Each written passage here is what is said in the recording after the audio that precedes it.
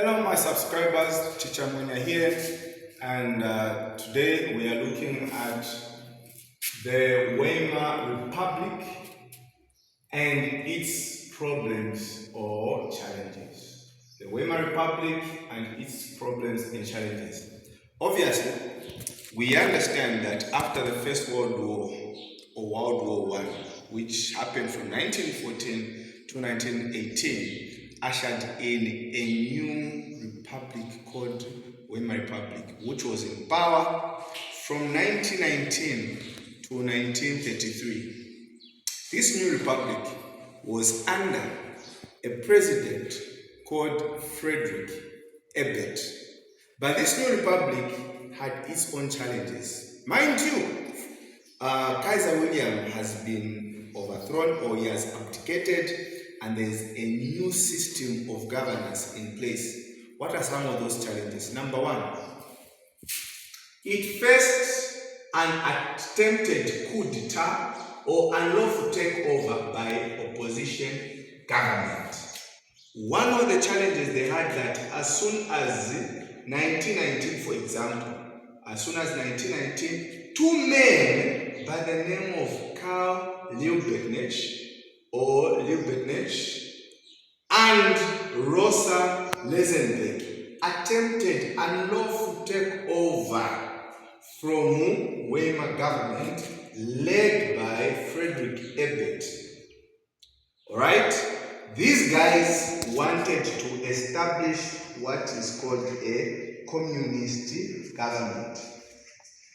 For example, in Russia, you understand by 1918, we have got a communist government in Russia.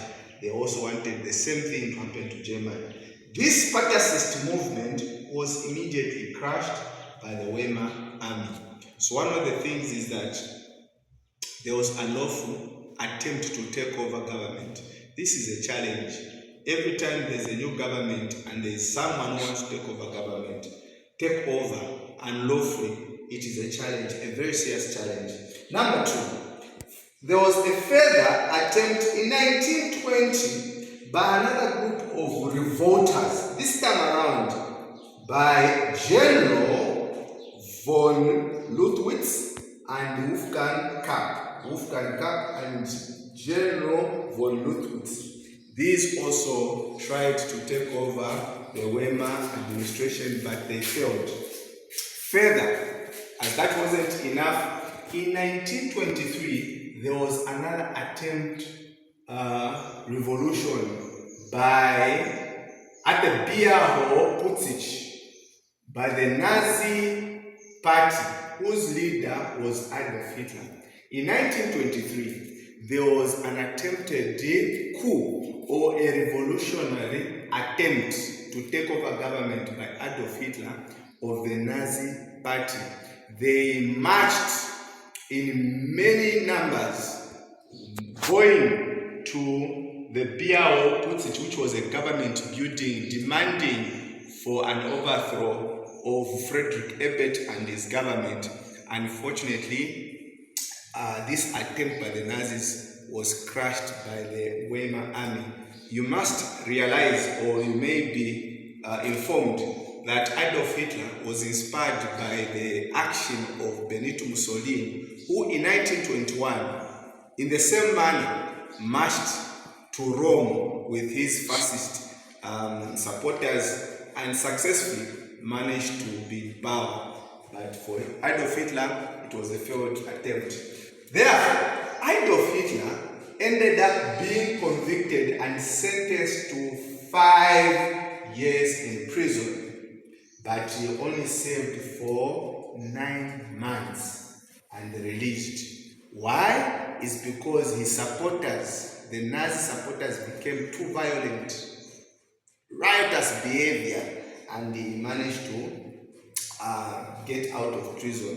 But I must also mention that it was during this period that he was in prison, the brief period he was in prison, that he managed to write a book or a manifesto book called Mein Kampf. That is My Struggles in English, Mein Kampf. All these attempted unlawful takeover by various groups of the WEIMAR government only resulted in disunity of people within the state. So the various groups that tried to take over government just created pandemonium in political pandemonium in Germany, such that it became very challenging for the WEIMAR government. Further, the WEIMAR currency in Zambia we've got the kwacha. So the WEIMAR currency, Deutschmark, became very weak after the World War I due to the failing economy. You understand, or you should be able to understand that whenever the economy is failing to progress, the currency of a particular country also becomes weak.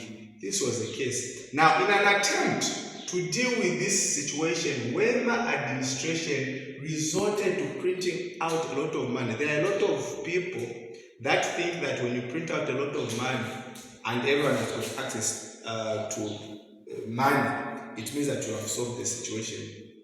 No, that actually creates more economic quagmire or pandemonium. Why? It is because as people have access to money, it means that goods and services will go up because the demand becomes up. Such that in Germany we have got a situation from inflation to now hyperinflation, because now goods and services go up. Not because that is the actual price, those are just artificial prices. For example, a pair of shoes that once cost 250 Deutschmark could now be sold at 700 Deutschmark or even more. So many people could not access goods and services because prices were artificially up. Shall we proceed? Further, because of the failing economy, there was high increased unemployment levels in the early 1920s. This is very easy for us to understand. Look, the government in place does not have enough money. It's not producing enough. Therefore, with what money are they going to employ more people? That's the reason why I've got more unemployment levels in many countries, because governments do not have money to pay those that it can employ.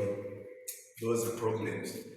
Also, low salaries and low wages for those who had opportunities to work in various industries became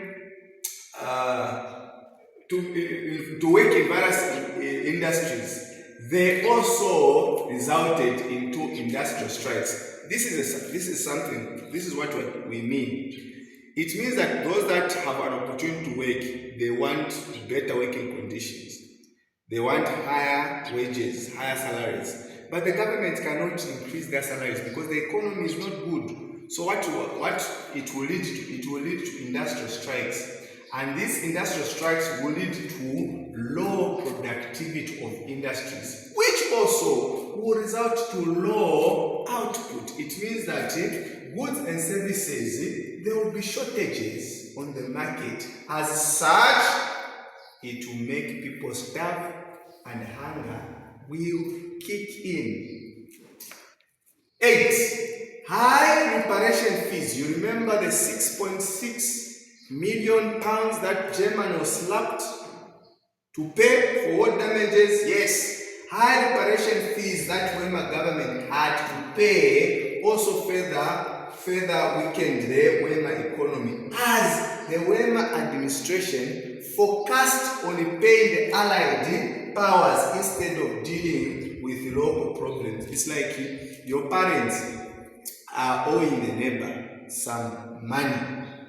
Okay? And then you, as a family, you want to have a good meal, but that good meal is never coming. Why? You cannot have your father sees wise that it's better that they finish paying the neighbor. That's when they can have peace. Imagine the neighbor smelling some good meal, some good beef or fried fish coming from your home, yet the parents are owing you, the neighbor will not be happy. They would rather finish that loan. Poor leadership also added to the already existing issues, as people in leadership could not offer hope to the people. Obviously, when things are tough, when things are bad, the least you expect is a person in power in the position of leadership not to give you hope. That just added more problems. Also, unfamiliarity of new system of governance. You remember the proportional government? Yes, there was proportional representation which was to be used in choosing leaders in the red stage and the red strat. Therefore, it caused confusion such that politics was not making sense in Germany. These and many more, for example, like lack of lawlessness and disorder in Germany, just created more chaos within the Weimar Republic. As such, it becomes very difficult to govern. You can further add to these challenges the Great Depression that came in 1929 when the Wall Street market in America crashed. It means that all nations in many parts of the world faced economic difficulties. These and perhaps many more reasons or challenges of the Weimar Republic just made the Weimar administration under Friedrich Ebert or Paul von Hindenburg was the successor to find it difficult to run the economy. This has been Teacher Mwenya. Until next time, bye.